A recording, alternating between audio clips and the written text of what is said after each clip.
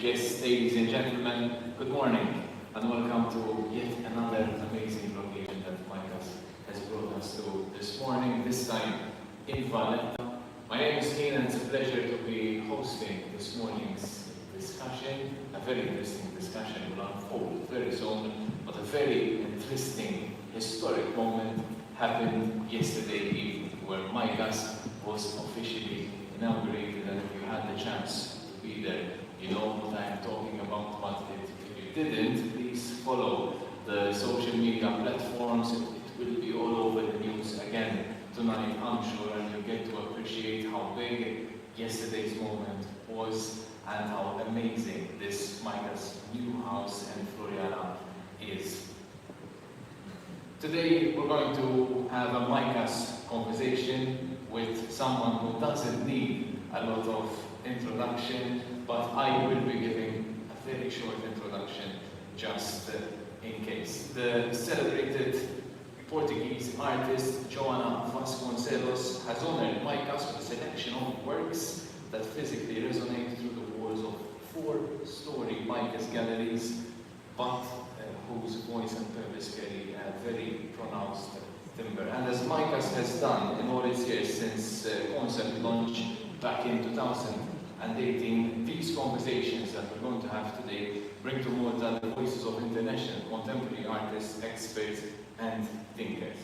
Today, as a new chapter unfolds for Malta's unique contemporary art museum, the first of its kind in Malta, please join me in welcoming our guest, our special, very special guest, Joana Vasconcelos.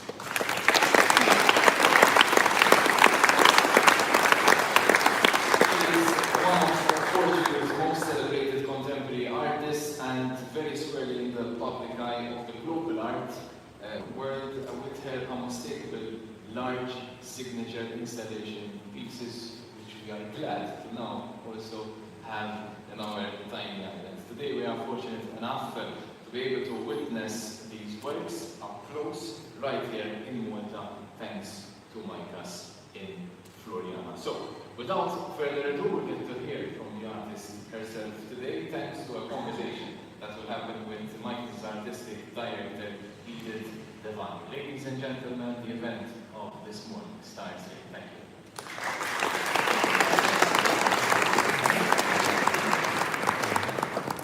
Thank you very much and good morning. I'm delighted to welcome you all to this conversation with the renowned Portuguese artist Joana Vasconcelos, whose exhibition Transcending the Domestic marks MICAS' much anticipated opening, and so this event in itself marks a wonderful milestone.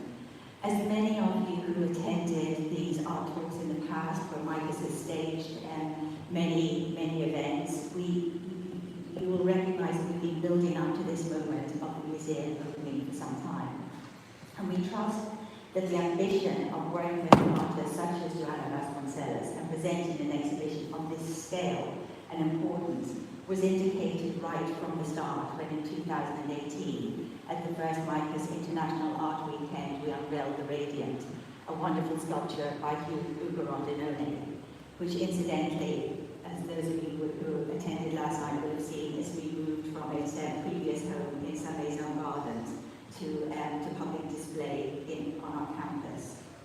And since then, we have displayed many wonderful sculptural works installed across the city each year, ending last October with works by Conrad Scholkos, the first to be placed in our new campus, and which will remain in place for the next year.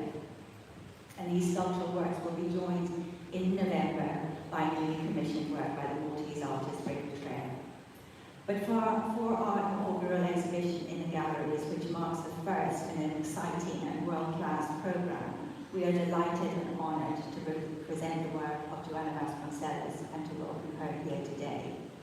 And before we start on the conversation, I just want to give the very briefest of backgrounds on Joana's career to date and her practice before we commence talking. And we'll leave some time at the end for some questions and answers. As one of Portugal's most celebrated contemporary artists, Joana Vasconcelos has been in the public eye of the global art world for quite some time, since the late 1980s. And since then, there have been many exhibition highlights across her career, including the Venice Biennale in 2005. And Joanna's got a very big history actually with the Venice Biennale, and we've shown them many times.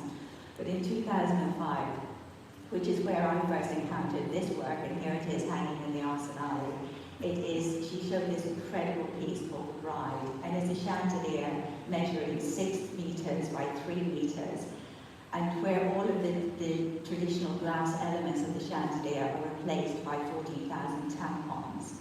And it was the standout work of that year, and for everyone who saw it, myself included, it made a very lasting impression. She also made a huge impression again in Venice in 2013, when she represented Portugal. And rather than occupy a landmark building, she commandeered a traditional Portuguese ferry boat, which she decorated and which travelled up and down the Venice Canal, stopping at various points to let people on board to experience the magical environment that she created below deck. Other major exhibitions include the Château de Versailles in Paris in 2012, the Yorkshire Sculpture Park, which had a major show in the UK in 2020, the Ospizio Palace in Florence in 2023, and most recently in Malta, the Museum of Art and Architecture and Technology in her home city of Lisbon, where her exhibition Plug-in attracted record visitor numbers. I could go on, but the list is very long, as Joanna is very much in demand.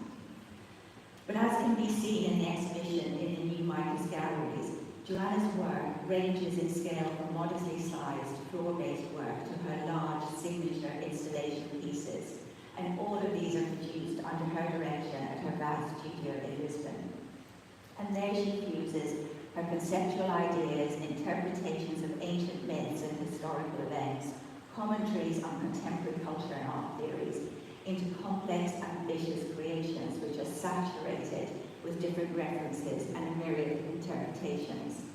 The work often appropriates traditional arts and crafts in their execution, and the deliberate selection of everyday materials such as fabrics, medicines, the household appliances, many of which themselves hold an emotional charge and memory, is a very considered act on her part.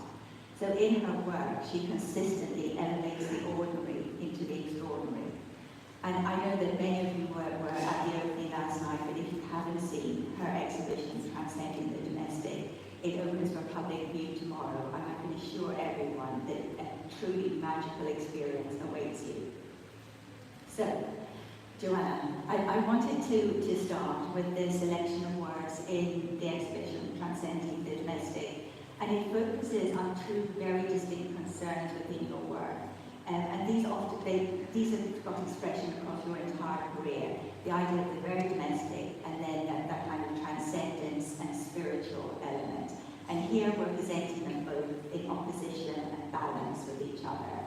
And so the very complex challenges of daily life are set against the always corresponding human need to search for something beyond, to have this perpetual quest for some sort of emotional release and spiritual inspiration. And I'm intrigued to have a sense of how this balance is an enduring concern within your practice, and how you navigate those two areas.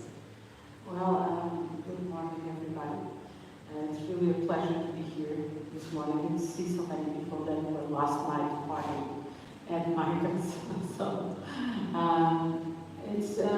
I think the title of this show is the title of my life, which has been to transcend the domestic in every way that I could possibly do. So I've been looking into the house as a place of a source of inspiration, and also a place where you can change everything that surrounds you to something transcendent and different. And so, the kitchen is a very good source of inspiration. The bedroom, the bathroom, the living room, that's why love is the central piece of the show. And in different parts of the show, we have small objects, monumental objects, but through my body of work, I've been transcending as much as I can in everyday objects. What I do actually is to pick up, like here in the shoes, a pot, and to take it to a different dimension. And you see, in this case, is lids and pots, and they become shoes. Okay, why? It's what we've been talking about these days, which is how you communicate from tradition and the past and into the present, giving a perspective over the future. So contemporary women, they are caught in a very specific moment of humanity where you cannot look back into your grandmothers and repeat their style of life. It's a completely different life. So we have to create a future, although we are not based in our backgrounds and in our traditions anymore. So a contemporary woman is between the past and looking into the future without really knowing how to do that. So you are divided between the traditional woman at home cooking, being a housewife, and the contemporary woman that has a public service and have a public life, a public role, and a job, and how you do that. So in this piece, I took the pots and the lids to represent the past and tradition, and the high heels worn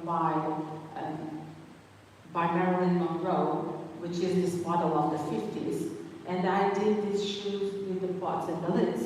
So the pots, they take you back to the kitchen, and Marilyn Monroe takes you into the future. So it's about this combination between two worlds, and here in Versailles, the shoes, they look like if a giant princess just arrived and left her shoes in the ballroom. And that was pretty cool because there's this experience of just, leaving something behind and continuing into the future. So in a way, the transcending is in this moment where you pick up daily objects, you decontextualize them, you put them in another relationship into the world, and you tell them different things. So you can do that with very simple objects. You don't need to spend a lot of money.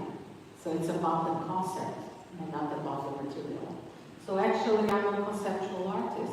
I'm a Baroque artist too, and a surrealistic too. But, but in a way, I think that in this case, transcending is how you take daily objects and you take people to look into the future from a different dimension from the one that you already know.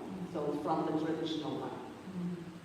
No, that's really interesting, and I think, connected with the bride, which is the chandelier, we have a piece that people encounter first when they walk into the campus, which is solitaire, which is the engagement ring made of wheels and the whiskey glasses with a diamond. And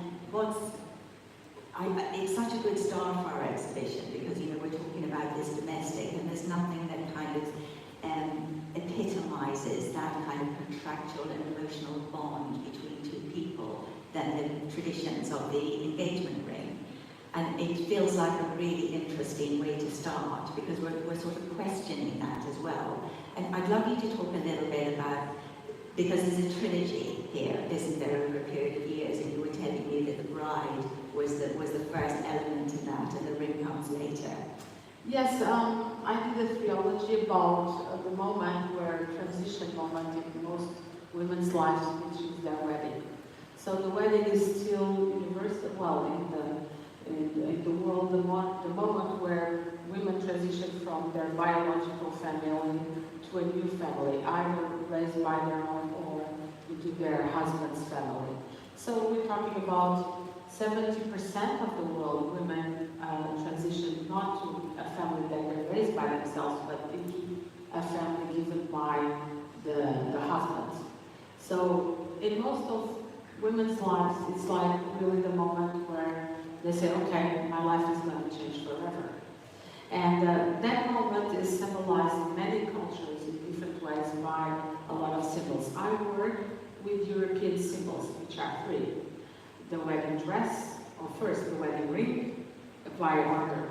You are given a wedding ring, then you buy a wedding dress, and you finalize by eating a cake, which is the wedding cake. So I've worked with three symbols, and in a way these three symbols are organized and they are vivid by many cultures. So many Chinese love to do the European kind of wedding, and so for instance the Indians, they don't like it all, so they have their own traditions. But the ring keeps on being a very international symbol. And the solitaire, the piece that is here, the first piece in this show, it's done with two objects, and you can see it in the picture, is done with rim wheels from fast cars, and they are good and very chic. And it's done with whiskey glasses. So it talks about the idea of perfection, of luxury and happiness. So men, they think if they have a very fast car and they drink, a very expensive whiskey in, very expensive glasses, that's happiness. And women, they think that if they have a very rich man that will give them a rock, that's also happiness. So, the rock and the cars, they go together. And so it's a bit that it's about the cliches of happiness, the cliches of perfection. And really, we don't need many things to be happy, but we still add a lot of objects to our lives. So this piece is not about men and not about women, but about the cliche of life. Okay, and the idea that everything needs to be perfect and that wealth brings you happiness, and it doesn't. So this piece is about that. And I did first the wedding dress in Paris, and then I did this piece for the Guggenheim, and then I did the wedding cake. I can try and look for the wedding cake. The wedding cake is an extraordinary piece that you unveiled at Waterston in the UK last year. I'm going to try and see if I can find it. So here you can see the wedding ring and the lights, and here in Valletta, it really invites you to be married to the museum. So it's like an invitation of marriage. This is sorry, we can talk. Just taking the wedding ring solitaire as an example, it's an enormous piece. It's very ambitious. It's outdoor. There's other pieces within the exhibition. This being one of them, Valkyrie Mumbed, which are enormous in scale. There's the wedding cake, and people can enter into this kind of chapel-like interior, which is absolutely beautiful. And then I've had the privilege of doing it. You can climb up the little staircase and stand on the top. So the bride and groom can literally stand on the top of the wedding cake and have their photograph taken. But it's, I was talking about it to someone yesterday, and I said it's very much in the tradition of the English folly. Yes. We have this moment in history, in art history, that not many people talk about, which is the crossover of architecture and pastry. I wonder why. So architecture and pastry, they cross the roads, and there's a moment where architecture is influenced by pastry and pastry is influenced by architecture. And nobody talks about it. So I thought it was interesting. So in a way, it's this idea of over-decorating things. And there's stupid architecture that really it's just there. It doesn't has any useful meaning, which is little temples, little pianos, the belvederes. And so there's a lot of these small architectures that exist all over the world in gardens. And we would look at them and say, what is this for? It's just a poetic building. It has no purpose, no use. And then in architecture, you also see the influence of this over-decoration. Of course, I'm a Baroque artist coming from a Baroque country, so I know a little thing about it. It means that we over-decorate things. And we in Portugal, we have this strong Baroque made in wood and tiles, and we over-decorate everything and we think that more is more. And I really believe in that too. So as you can see, the wedding cake is this idea where you create a small temple, there is no specific use, but two people can actually go to the top and they can meet on the top. The thing is, we only have 2 stairs. So today, tradition used to be, the groom and the bride, and that's it. But now, we have different languages. So when you get to the 4th floor, you might encounter 2 women, 2 men, or people that know each other, or people that don't know each other. So it's a kind of a contemporary Tinder, like in a wedding. Okay.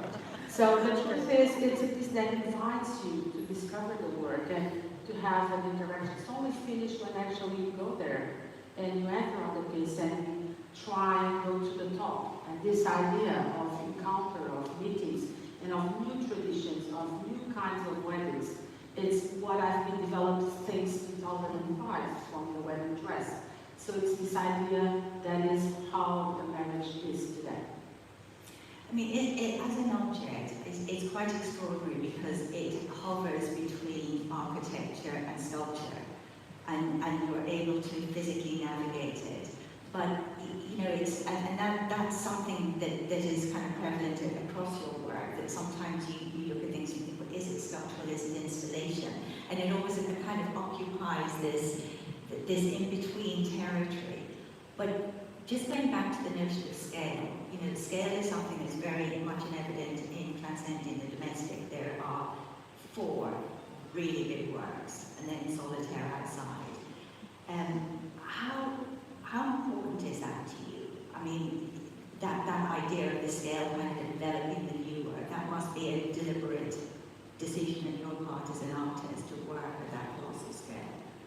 Yeah, what I do is that I pick the daily objects and then I take them through a concept to another body of work. So here I wanted to do a wedding cake where people could go up, so it could be small. So I wanted to change your scale, perspective, and experience. So you become the 2 figures on the top. So I had to build the whole thing for you to become the 2 small figures on the top. So if you have a scale of 2 meters, I had to build a wedding cake large enough for the human being to be on the top. So it always starts just like the pots and the lids.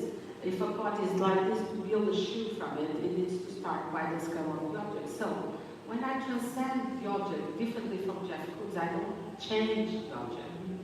I don't alter the object. I just take it as it is, and I will transform it into something else. And the scale just pops up in the middle of the process. I don't decide, oh, I'm going to do a very large shoe. No, I just pick the object, and then I say, okay, how big is the shoe? I really don't know. If you ask me how many casseroles I have in my shoe, I don't know. And if you ask me really how big is the wedding cake, I never really know if it's 12 meters or 15, because it's not about the scale. It's about the conceptual process of how I do it, okay? And so, to be monumental is also something that was given to industrial sculpture.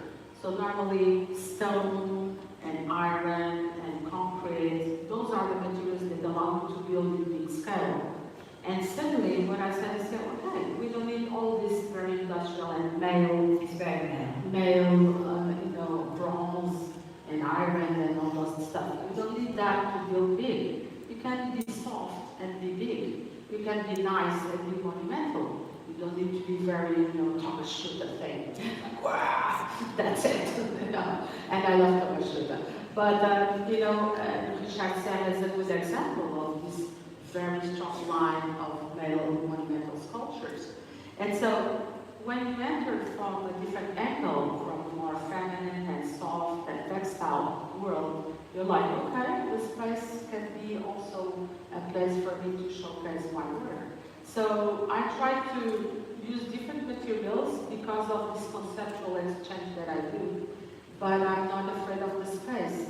And coming from the domestic, most women, they keep on being in the domestic scale, most women artists. And suddenly I found myself creating a relationship with the space and feeling, okay, I can do the same thing, but in a large space. So I had through my life as an artist to find the right techniques to do so. And my studio is like a lab. We're always trying things and trying to find out new techniques to elaborate very large scale pieces. Here in MICAS, you're going to see the Garden of Eden.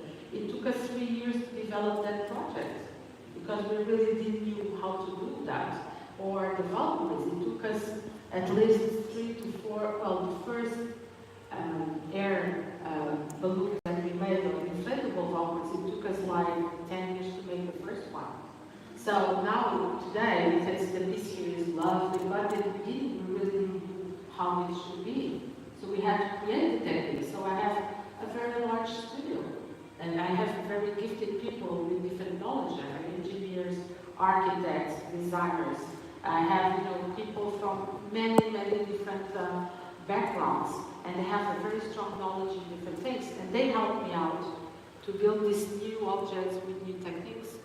It's something that, having witnessed the installation of the work, understanding the mechanism behind it and how brilliantly engineered it is. I mean, the Valkyrie, because I first worked with Joana actually many years ago in the summer exhibition, and understood from you immediately. I said, oh, you know, it's going to be so heavy, it's going to be so difficult, and you explained to me that, you know, it's all inflated inside. It's absolutely ingenious, and the technical engineering behind the Tree of Life is pretty phenomenal, actually. I mean, it really is. But going back to the idea of the sort of very male, as we call it, and monumental materials, not only are you almost feminizing the materials that you use, you're not compromising scale. So you're taking those materials that are considered associated with women and women's craft, you know, the crochet and the patchwork and all of that kind of, you know, haberdashery decoration and the sequence, and putting it on something with a really monumental scale. So you are making something monumental, but at the same time it's anti-monument. It's pushing against that tradition really hard. Yes, it's you know, one of the things that as a woman you can do is to multitask, right, and to do many things at the same time. So that's pretty cool of being a woman. I have to tell you guys, it's true. So what I can do is I can multitask a lot, and people say, oh, you take 3 years to make this. We said, yeah, I did. So what do you do in the meanwhile? Well, I do many other things. So we do small, we do big, we do medium, and the studio is a very alive place, and we're doing different things at the same time. And so that's the multitask. But then I can go from monumental to micro. And that's something that women love to do also, which is to be very detailed. So these pieces are 35 meters long, 45 meters, but then when you look closer, you have a lot of detail. So I have an embroidery team, which is really extraordinary, and they do all this, you know, embroidery work, which is very refined, with all techniques. I pick up all Portuguese traditions, and we are very good at it. So I just pick up all these variations, which is very difficult, and I have a team that spends hours, days, and months just to embroider some of the work. So for instance, here is a piece that you're going to see in the museum, but here in Dior is the center part of the Dior piece, that big ball in the middle. It took the same time to embroider as all the others. So I had Carol, one of the girls, just, you know, for 3 months embroidering the center. And the rest of the team did all the rest, and she was like, they're just like, So, and even in the studio we have different timings, because working with crafts makes you go back into tradition and to understand how people spend their time before technology. And people before technology, they use their hands for everything. They didn't have the help of machines. And technology just is reducing crafts to a place that is not recognized or not valued. But crafts are amazing still today. So I give some of my colleagues time enough to reproduce these crafts exactly the same way as they were before. So we have, you know, people working on technology and LEDs and lights and that, but I also keep a group that just repeats the traditional techniques. And here in the dog piece and all these pieces, you can see a lot of detail, and you see on the piece here in MICAS, which are extraordinary, and they need, you know, a lot of work. And actually people can feel it, and they say, oh yeah, they were here for many, many hours. You can actually tell, and you feel the hand of the artists. It's not just about tech, it's also about crafts. You feel the hand of the artist, and you also feel the sense of time. Yeah. You know, the amount of time that it took to do that, and that actually has a kind of profound presence, doesn't it, within the exhibition? I really think of the hours that each individual put into the creation of it. And one of the I don't want to single one work out, but you know, it's undeniable that the Tree of Life is a completely knockout piece, and it does exactly what we asked you to do years ago when we first approached Joana. We said, we want you to explore this space for us. This is a new space. It's a very different gallery space, and to work with an artist who's able to interrogate that in a particular way was important to us for our first exhibition. And the Tree of Life just occupies that atrium space so